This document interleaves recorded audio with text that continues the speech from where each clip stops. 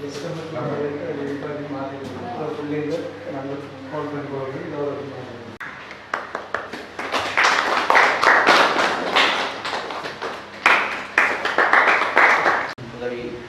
அதிகாரிகளுக்கும் இதனை அழைக்கப்பட்ட அனைத்து 25ஆம் ஆண்டு நடைபெற்ற ஷோட் ஓப்பன் கராத்தே சம்மேளனத்தால் நடத்தப்பட்ட கராத்தே சுற்றுப் போட்டியில் மாகாண மட்டத்தில் வெற்றி பெற்று தேசிய மட்டத்தில் வெற்றி பெற்ற மாணவர்கள் மன்னார் மாவட்டத்தில் முதல் தடவையாக ஒரே தடவையில் 5 மாணவர்கள் வென்ற சந்தர்ப்பம்.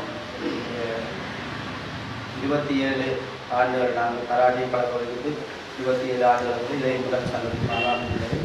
அந்த அடிப்படையில் இந்த போட்டியில் 2ஆம் இடத்தை பெற்று ருகுனு லைலா அவர்கள் சர்வதேச போட்டிக்கு தெரிவாகியுள்ளார். எனவே இந்த சந்தர்ப்பத்தை மன்னார் மாவட்டம் மட்டுமல்ல வடமாகாணத்தில் இருந்து செல்கின்ற மாணவர்கள் பெண் என்ற ரீதியில் இவர் மட்டுமே தேர்ந்தெடுக்கப்பட்டுள்ளார். இதுதான் மெதல் தான்.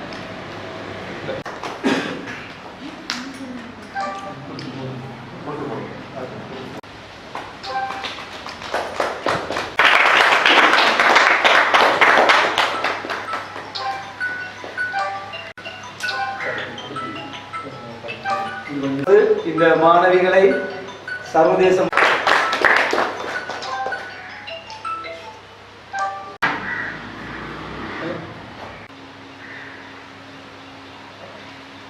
கராட்டி என்பது இங்கு நேற்று அல்ல, நீண்ட காலமாக திரு ஆண்டனி இந்துராஜ் அவர்கள் மன்னார் மாவட்டத்திலே பல பிரச்சனைகள் மத்தியிலும் கடினமான காலங்களிலும் இந்த கராட்டியை வளர்த்து வருகின்றார்.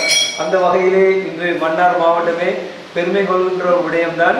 தேசிய ரீதியாக அவருடைய மாணவர்கள் 5 இடங்களை பெற்றிருந்தும் அதிலிருந்து ஒரு விளையாட்டு வீராங்கனை ருகுனி லைலா என்பவர் மலேசியாவில் 21ஆம் தேதியிலிருந்து 28ஆம் தேதி நடைபெறுகின்ற சர்வதேச 2S international open karate championship போட்டியிலே 14 வயது பெண்கள் பிரிவில் 52 கிலோ இடைப்பிரிவிலே போட்டியிடுகின்றார்.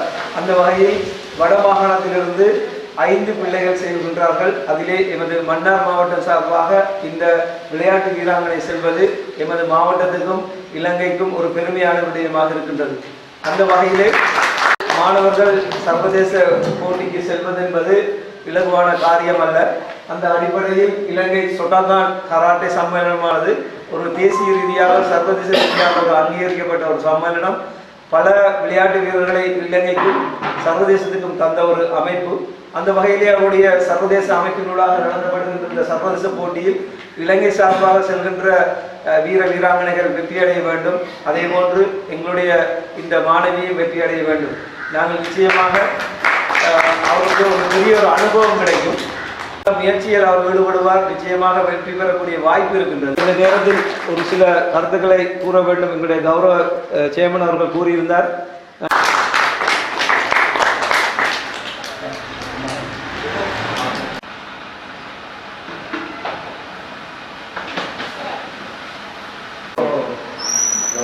பெரிய